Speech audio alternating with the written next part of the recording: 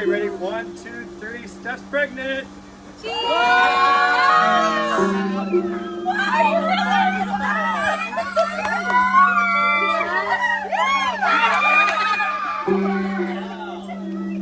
Summer was coming to a close when we found out that we were pregnant with our second child.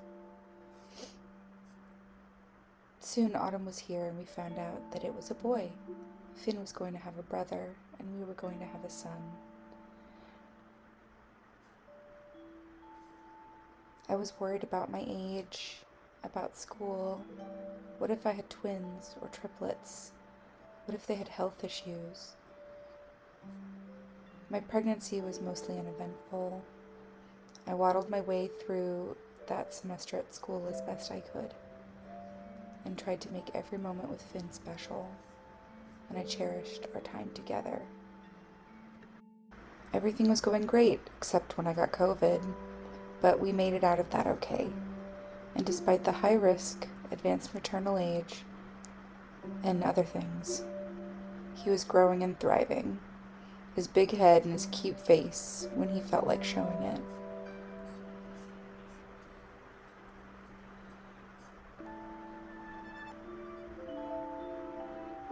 We had everything set up.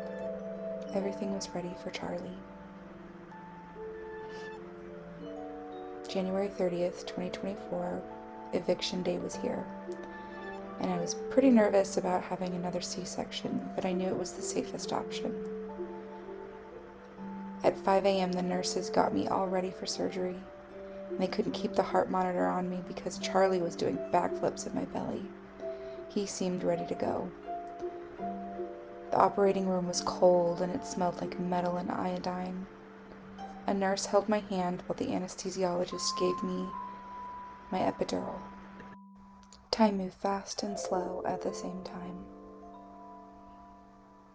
Finally, the doctors cheered and I heard it. I heard my baby boy. Josh and I wept with joy. But suddenly, something didn't seem right.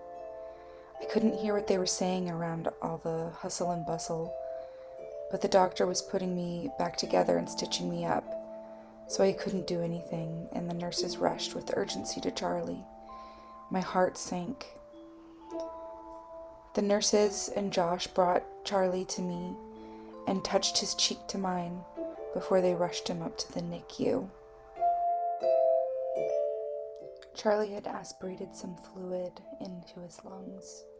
We didn't know how long he would be there or when we'd get to hold him. The uncertainty was agonizing. In the meantime, I was still healing, and it was frozen outside.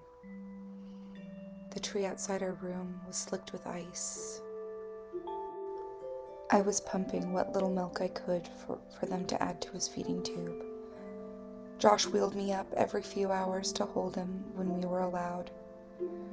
Slowly but surely, his yellow color faded, and he began to improve. As did I. Finley got to come and meet her brother for the first time. They wheeled him in, and Josh and I couldn't even contain ourselves. There was our baby boy. 5 days after I went in for a planned C-section, Charlie and I were discharged. Just as the ice thawed, we made it home. Each of us changed in different and glorious ways.